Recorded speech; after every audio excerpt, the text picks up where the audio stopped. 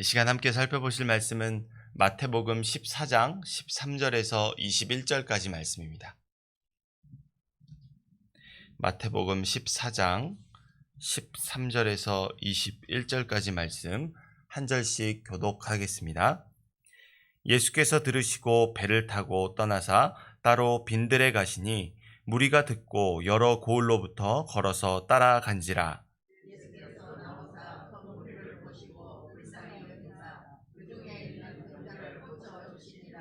저녁이 되매 제자들이 나와 이르되 이곳은 빈들이요 때도 이미 저물었으니 무리를 보내어 마을에 들어가 먹을 것을 사 먹게 하소서.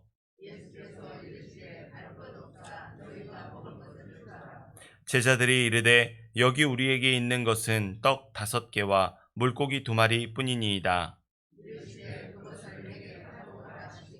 무리를 명하여 잔디 위에 앉히시고 떡 5개와 물고기 2마리를 가지사 하늘을 우러러 축사하시고 떡을 떼어 제자들에게 주시매 제자들이 무리에게 주니. 함께 읽겠습니다. 먹은 사람은 여자와 어린이 외에 5,000명이나 되었더라. 아멘. 할렐루야. 오늘도 새날 주시는 주님 앞에서 감사와 기쁜 마음을 가지고 진리의 말씀을 따라 살아가고자 기도로 하루를 여시는 모든 성도 여러분들 가운데 하늘의 풍성한 은혜와 깨닫게 하시는 은총이 함께 하기를 소원합니다. 오늘 이 본문의 말씀을 통해 내 손에 있는 것으로 먹이라 라는 제목으로 함께 은혜 받고 기도하기를 원합니다. 오늘 본문의 말씀은 우리가 흔히 오병이어라고 말하는 기적의 사건입니다. 그런데 우리가 잊어서는 안 되는 것은 예수님의 기적은 하나님의 능력을 행하시는 것이라는 사실입니다. 때문에 우리는 이 기적의 사건을 단지 줄인 배를 채운 어떠한 잔치가 아니라 그 안에 담긴 영적인 의미에 대해서 살펴보아야 합니다. 이러한 관점에서 오늘 본문의 의미를 살펴보고 우리를 향하신 하나님의 뜻을 바르게 깨달아 주님의 인도하심을 받는 오늘 하루의 삶이 되기를 소원합니다. 본문은 예수님께서 분봉왕 헤롯에 의해 세례 요한이 죽었다는 소식을 들으시고 계시던 곳을 떠나 빈들에 가셨다고 말합니다. 다시 말해서 세례 요한의 죽음이 예수님을 이동하게 만드셨고 그 장소는 누가복음 9장에 따르면은 벳세다라는 지역입니다. 그런데 이해하기 다소 어려운 점이 있습니다. 벳세다란 고기 잡는 동네라는 뜻으로 실제 이곳은 물고기들이 먹을 것이 참으로 많는 이 산기슭으로부터 내려오는 토사물과 여러 가지 수초나 수풀들이 많이 퇴적되어 있어서 정말 물고기가 먹을 것이 많이 있고 마찬가지로 물고기들이 그곳에 많이 살며 물고기들을 잡기 위해서 사람들이 모여서 마을이 형성된 곳입니다. 때문에 이토록 활기차고 사람들이 붐비며 물고기가 많은 곳을 오늘 본문에서 빈들, 황량하고 황폐한 장소라고 부를 수 있는 어떠한 환경적인 요건도 존재하지 않음을 우리가 엿볼 수 있습니다. 때문에 우리는 이 빈들을 지리적인 장소로 황폐한 공간, 아무것도 없는 공간으로 이해하는 것이 아니라 이 장소 안에 담겨 있는 의미적인 요소를 통해서 오늘 본문의 말씀을 접근해야 합니다. 요한복음 6장에 따르면은 이때를 유월절에 가까운 때라고 말합니다. 다시 말해서 유월절에 가까운 때에 하나님의 아들이시며 메시아이신 예수님께서 빈들에 가시니 이 소식을 접한 무리가 예수님을 따르기 시작하고 예수님은 기다리시기라도 하셨다는 듯이 모여든 큰 무리들을 불쌍히 여기시며 그들 가운데 병자들을 고쳐주시는 것입니다. 우리 13절에서 14절 말씀 다시 한번 읽겠습니다. 예수께서 들으시고 배를 타고 떠나사 따로 빈들에 가시니 무리가 듣고 여러 고을로부터 걸어서 따라간지라. 예수께서 나오사 큰 무리를 보시고 불쌍히 여기사 그 중에 있는 병자를 고쳐주니라. 아멘. 왜 예수님은 유월절이 가까운 때에 빈들에서 전혀 만나보지도 못한, 알지도 못하는 자들을 보시며 어떤 이유에서 불쌍히 여기신 것일까요? 그들의 남루한 옷을 보아서, 혹은 그들의 미천한 삶을 보아서? 하지만 첫 번째 만남이라는 사실을 우리가 기억해야 합니다. 특별히 마가복음 6장 34절에서는 이 방금 읽은 말씀의 표현이 조금 다르게 되어 있는데, 큰 무리를 보시고 그 목자 없는 양 같음으로 인하여 불쌍히 여기사라고 되어 있습니다. 이를 종합해보면 예수님은 세례 요한이 죽은 유월절이 가까운 때에 목자 없는 양 같은 무리를 불쌍히 여기시기 위해 빈들로 가신 것입니다. 이 일은 본문에 앞선 세례 요한이 죽은 뒤에 나타난 예수님의 반응이었습니다. 어제 살펴본 그 세례 요한이 죽고 난 이후에 그 소식을 들으시고 예수님께서 움직이셨습니다. 예수님은 마태복음 11장에서 세례 요한을 말라기서에 예언된 메시아의 오실 길을 예비하는 엘리야라고 말씀하셨습니다. 실제로 세례 요한은 구약시대의 엘리야처럼 광야에서 사역하며 부패하고 타락을 일삼는 이스라엘을 향해 총체적인 회개를 촉구하며 메시아의 오실 길을 예비하는 사람이었습니다. 회개하라, 천국이 가까웠노라. 사람들은 그런 세례 요한을 통해서 메시아와 함께 도래할 하나님 나라에 대해 대비하며 대규모 회개 운동을 벌이며 그 때를 맞을 준비를 하고 있었습니다. 그런데 그런 유대인들에게 회개를 촉구하며 하나님의 나라로 인도하던 목자와 같은 세례 요한이 어떻게 되었습니까? 죽었습니다. 이 세례 요한의 죽음은 마지막 구약시대의 선지자의 죽음을 의미합니다. 다시 말해서 메시아의 오실 길을 예비하는 엘리야 선지자의 사명이 종료되었음을 의미합니다. 그런데 목자와 같은 세례 요한을 잃은 무리들 앞에 목자 잃은 양들을 불쌍히 여기시는 누가 서 계십니까? 바로 그 세례 요한이 오실 길을 예비하던 하나님의 아들이시며 메시아이신 예수님께서 서 계십니다. 그분은 메시아이시며 하나님 나라를 직접 가져오시는 구원자이십니다. 그러므로 우리는 예수님께서는 세례 요한을 떠나보낸 목자 잃은 양과 같은 이 무리들의 진정한 목자로 서 계심으로 이제부터 그들에게 하나님의 나라가 임하게 된다는 것을 알 수 있습니다. 그 증거로 예수님은 구약시대의 선지자들이 선포하시던 메시아의 핵심 사역 중에 하나인 병고침의 은사를 그들 무리 중에 베푸시며 이들에게 자신이 메시아 되심을 감춤없이 드러내십니다. 여기까지의 상황을 정리해보면 목자를 잃어 빈들에서 길을 잃고 헤매던 양과 같은 무리들에게 진정한 목자이시며 메시아이신 예수님께서 함께 하십니다. 이사야 선지자가 선포했던 것처럼 임마누엘이라 이름하시는 바로 그 구원자가 바로 이 목자 잃은 무리들과 함께하고 있는 것입니다. 성경의 말씀이 성취되고 있는 것입니다. 지리적으로 이곳 빈들은 벳세다라고 하는 물고기가 풍족하고 먹을 것이 많은 곳임에도 불구하고 이들이 길을 잃고 헤매던 양과 같은 것은 바로 그 메시아를 갈망하는 영혼의 갈증을 해결해 줄 수 없는 참된 목자가 없었기 때문입니다. 그러나 이제 상황은 변했습니다. 참된 목자이시며 세상의 참 빛이신 메시아이신 예수님께서 그들과 함께 하십니다. 비록 그것은 황량하고 먹을 것을 찾을 수 없는 빈들이지만 만일 이들이 예수님이 하나님의 아들이심을, 그분이 메시아이심을 믿는다면 문제가 없습니다.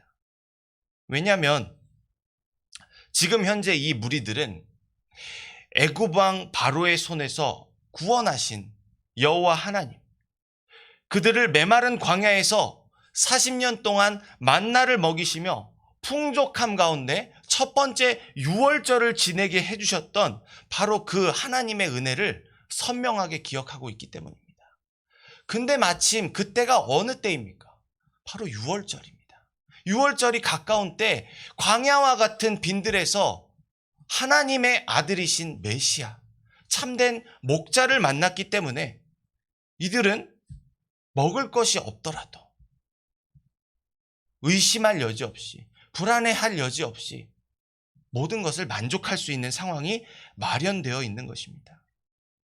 그리고 약속대로 하나님은 그의 아들이신 메시아를 보내주셨습니다. 모든 것이 준비되었습니다.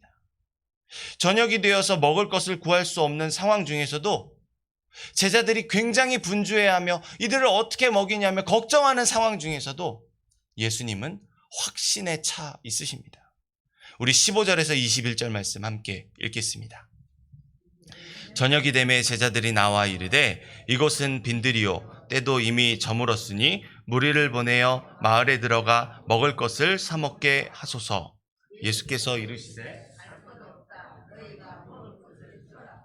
제자들이 이르되 여기 우리에게 있는 것은 떡 5개와 물고기 2마리 뿐이니이다. 이르시되 그것을 내게 가져오라 하시고 무리를 명하여 잔디 위에 앉히시고 떡 5개와 물고기 2마리를 가지사 하늘을 우러러 축사하시고 떡을 떼어 제자들에게 주시매 제자들이 무리에게 주니 다 배불리 먹고 남은 조각을 12바구니에 차게 거두었으며 먹은 사람은 여자와 어린이 외에 5,000명이나 되었더라. 아멘. 이 오병이어의 기적의 현장에서 예수님은 죽은 세례 요한이 오실 길을 예비하던 그 메시아이심을 믿는 자는 광야 40년 동안 만나와 메추라기로 배불리 먹이신 하나님의 기적을 기대할 수 있습니다.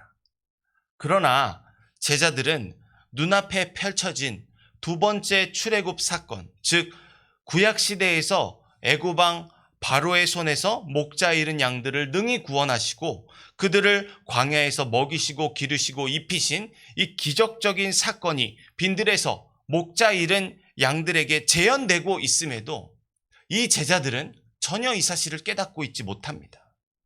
다시 말해서 제자들은 예수님을 믿지 못하고 있습니다. 이내 예수님의 제자들은 무리들을 돌려보내어 스스로 사서 먹게 하자고 제안합니다. 그럴 것이 여자와 어린아이를 제외한 남자만 5,000명이 모여있는 이 무리는 모두 다 합치면 한 2만여 명 정도가 되는 큰 무리라는 성경학자들의 주장이 있습니다. 분명히 제자들은 아무리 예수님이 능력이 좋아도 2만여 명이나 되는 무리를 먹이실 수는 없을 것이라 생각했을 것입니다. 그런 제자들의 의중을 알고 계신 예수님은 앞으로 줄인 영혼에게 생명의 말씀을 먹이는 복음 전파자의 삶을 감당해야 한다는 그 제자들의 사명을 다시 한번 재확인시켜 주시며 그들을 보낼 필요가 없다. 제자들에게 너희가 가진 것으로 이들을 먹이라 라고 명령하십니다. 그러자 제자들은 자신들에게 있는 먹을 것은 오직 떡 5덩이와 물고기 2마리 뿐이라며 이것으로는 이 거대한 무리를 먹일 수 없다는 현실을 예수님에게 호소합니다. 푸념합니다. 하지만 예수님은 현실에 머물러 계시는 분이 아니십니다. 하나님의 아들이시며 메시아이신 그분은 자기 백성을 저들의 죄악에서 구원하시기 위해 하나님의 능력, 다시 말해서 기적을 베푸시는 분이십니다. 때문에 예수님은 그 믿음의 한계를 드러내는 제자들이 예수님을 믿을 때 일어나는 역사에 대해서 보여주십니다. 현실을 넘어서 너희에게 믿음이 있다면 이런 일이 일어날 수 있는 거야 라는 가르침을 주십니다. 바로 그것이 자원하여 헌신한 적은 떡 5덩이와 물고기 2마리를 하늘을 바라보며 기도하시고 제자들에게 주신 것입니다. 단지 제자들의 손에 있던 떡과 물고기, 정말 푸념의 상징이며 한계의 상징이라 말할 수 있는 바로 그것이 예수님의 손에서 하늘에 계신 아버지를 향한 감사의 기도 제목이 되었습니다. 예수님은 비록 적은 것에도 불평하지 않고 긍정적인 마음과 감사의 마음으로 하나님의 손에 그 적은 것을 맡겨드렸습니다. 그러자 어떤 일이 일어납니까? 2만여 명 가량에 모여있던 모든 무리가 배불리 먹고 12바구니에 차게 거두어 드릴 수 있었습니다. 구약시대에 엘리사도 이런 비슷한 사역을 한 적이 있습니다. 열왕기하 14장에 가보면 엘리사는 떡 10덩이로 100여 명을 먹인 사건이 일어납니다. 엘리사보다 예수님은 어떤 분이십니까? 더 적은 것으로도 더 많은 자들을 먹이시는 참 선지자요, 참 하나님의 아들이심이 선포되고 있습니다. 이 오병이어의 사건은 예수님께서 목자 잃은 양들의 참된 목자이시며 하나님의 능력을 행하시는 메시아이심을 선포하는 사건이었습니다. 그곳에 모인 무리들은 재현된 출애굽 시대에 하늘에서 내려오는 만나를 먹는 듯한 경험을 하게 되었고, 의심할 여지 없이 예수님의 메시아 되심을 알게 되었습니다. 목격하게 되었습니다. 그런 예수님을 믿는 자들은 서민들의 일상의 양식인 떡과 물고기가 아닌 영원토록 굶주리지 않는 생명의 떡을 맛보게 될 것입니다. 요한복음에서는 바로 이 오병이어 사건 이후에 나타나는 예수님의 그 말씀이 바로 자신이 생명의 떡이심을 증명하는 말씀입니다. 사랑하는 성도 여러분, 이 오병이어의 기적이 일어날 수 있었던 것은 제자들이 가져온 떡 5덩이와 물고기 2마리가 있었기 때문입니다. 한 아이의 헌신이 있었고 제자들이 그것을 예수님의 손에 가져갔습니다. 그들은 이 적은 것으로 무엇을 할 수 있겠냐며 푸념했지만 적은 것이라도 예수님의 손에 맡겨졌을 때 그것은 감사의 기도 제목이 되었습니다. 그리고 남자만 5,000명을 넘어서 여자와 어린 아이들을 포함한 2만여 명도 능히 먹을 수 있을 정도로 크게 쓰임 받았다는 사실을 우리는 기억해야 합니다. 우리가 가진 것은 예수님을 믿는 믿음 따라 새 생명을 주신 하나님 아버지께서 주신 것입니다.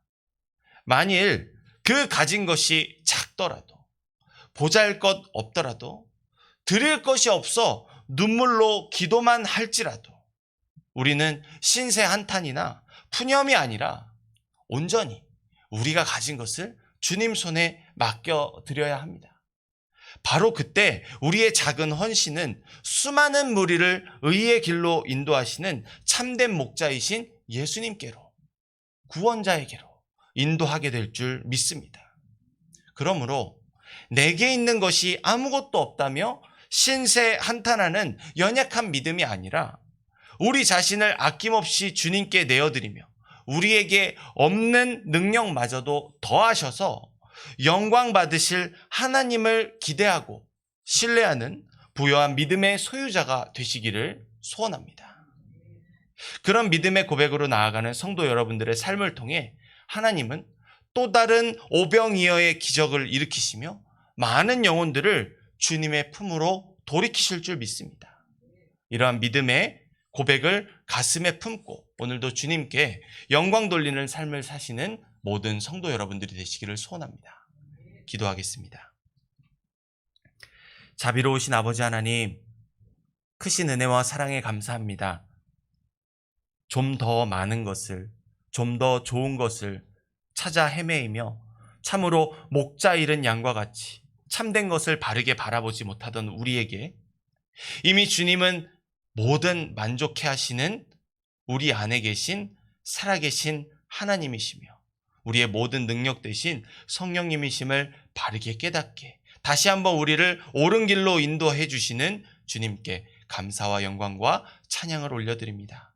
아버지 하나님, 그런 주님께서는 비록 작은 것일지라도 내 눈에 아무것도 보이지 않을지라도 내가 드리는 바로 그 작은 순종과 섬김과 희생의 실천을 통해 하나님의 큰 일을 이루시고자 하심을 믿어 의심하지 않습니다. 아버지 하나님, 우리를 주님 앞에 온전히 맡겨드리오니 아버지 하나님, 내가 가진 것으로 할 수 있다 없다 하지 않게 하시고 나에게 생명 주신, 나의 새삼 주신 이 삶을 들어 주님 앞에 기쁜 마음으로 헌신하게 하여 주옵소서. 아버지 하나님, 순종이 제사보다 낫다 말씀하셨사오니 그 말씀을 의지하여 우리의 삶이 온전히 주님 앞에 연락되도록 헌신하기를 원합니다. 그런 우리를 통해 주님께서 일으키실 또 다른 오병이어의 기적을 기대하오니 아버지 하나님, 우리를 통해 주님께로 구원의 길로 인도케 하시는 복음 전파의 사명을 능히 감당케 하시고 이러한 한 사람 한 사람이 세상의 빛과 소금된 사역을 귀하게 감당하며 기쁘게 섬길 때 주님, 하늘로부터 영광 받아 주시옵시고 이 땅에 모인 그 모든 무리들 가운데 충만한 은총으로 베풀어 주시옵소서. 오늘 그 작은 헌신을 들어 하늘으로 바라보며 감사의 기도의 제목을 드린 예수님의 고백이 오늘 우리의 삶의 고백이 되기를 소원합니다. 감사가 넘치게 하시고 차고 넘치는 은혜로 만족해 하시는 주님의 은혜를 따라 오늘 하루의 삶도 주님 앞에 영광 돌리게 하여 주시옵소서. 감사드리며 살아계신 예수님의 이름으로 기도합니다. 아멘.